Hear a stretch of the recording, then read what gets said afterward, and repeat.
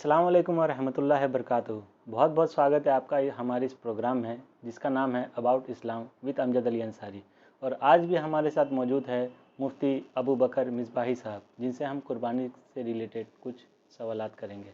आइए चलते हैं मुफ्ती साहब के पास। अस्सलाम वालेकुम वालेकुम सलाम रहमतुल्लाहि व बरकातुहू। मुफ्ती साहब, आपसे कुर्बानी से रिलेटेड जी और भी सवालात करना बाकी था, जो कि हम सवालात करने जा रहे हैं।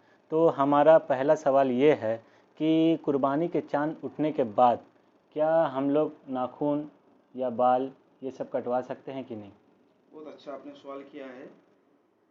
देखिए, कुर्बानी की चांद उठने के बाद जी चाहे वो बाल कटवाना हो या नाखून काटना हो, जी ये हुक्म शरा के एतबार से तो ये है कि आप काट सकते हैं, काटने में हरज नहीं है।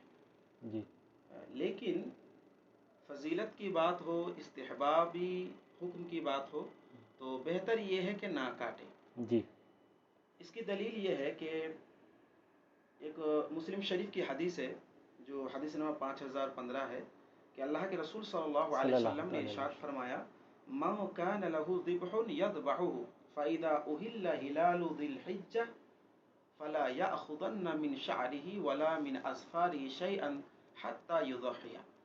यानी अल्लाह के रसूल सल्लल्लाहु अलैहि वसल्लम ने सल्लल्लाहु अलैहि फरमाया कि वसल्लम। जब जो आदमी कुर्बानी करेगा, तो जब जुल्हिज्जा की चांद नज़र आ जाए तो वो अपने बालों में से या नाखून में से कुछ भी ना काटे, यहाँ जी तक कि कुर्बानी कर ले। तो ये हदीस पाक इस बात का सबूत मिलता है इस हदीस पाक से कि जी बाल और नाखून कुर्बानी की चांद निकल जाने के बाद ना काटना चाहिए। जी अब ये ना काटना यानी ये जो मना है, ये मना क्या, ना काटना हराम है जी या नाजायज़ है या किस दर्जे की यह मुमानात है। तो इस सिलसिले में एक फ़िक़्ह हनफी की बहुत मोतबर किताब रद्दुल मुहतार, इसकी पहली जिल्द सफ़ा 565 के अंदर मौजूद है जी कि फ़हाज़ा महमूलुन अला नुदबे बिल इजमा, यानी ये जो हुक्म है, ये हुक्म इस्तिहबाब पर दलालत करता है। जी यानी बाल और नाखून ना कटवाना ये मुस्तहब है, जी क्योंकि दूसरी हदीसों से इस बात का हमें हुक्म मिलता है कि जो बगल का बाल है या नाखून है या नाफ के नीचे का बाल है, ये 40 दिन के अंदर अंदर काट लेने का हुक्म दिया गया है। जी उससे ज़्यादा देर करना ये मना किया गया है। जी तो इसलिए कुर्बानी की चांद निकल जाने के बाद अगर पता चला किसी के बाल इतने बड़े हो गए हैं या फिर नाखून बड़े हो गए हैं कि काटना ज़रूरी हो गया, या मुँह ज़ेरे नाफ 40 दिन से ज़्यादा हो गया है, जी तो उसके लिए तो ज़रूरी है कि कुर्बानी की चांद भी अगरचे निकल जाए वो काट ले।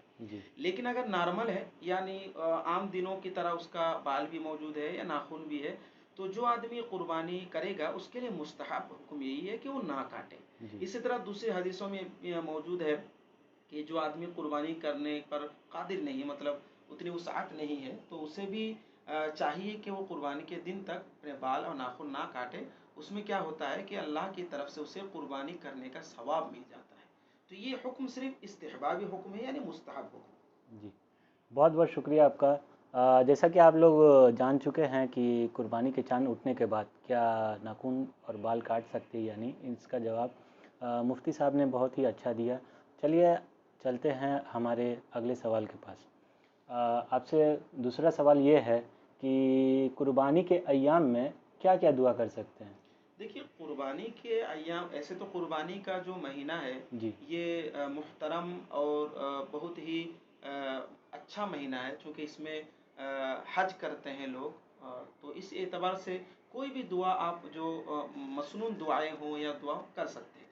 लेकिन जहाँ तक मसला है कि कुर्बानी के अय्याम में, तो उसमें एक मखसूस दुआ साबित है, हदीसों से मिलता है, जी वो दुआओं का सबूत मिलता है।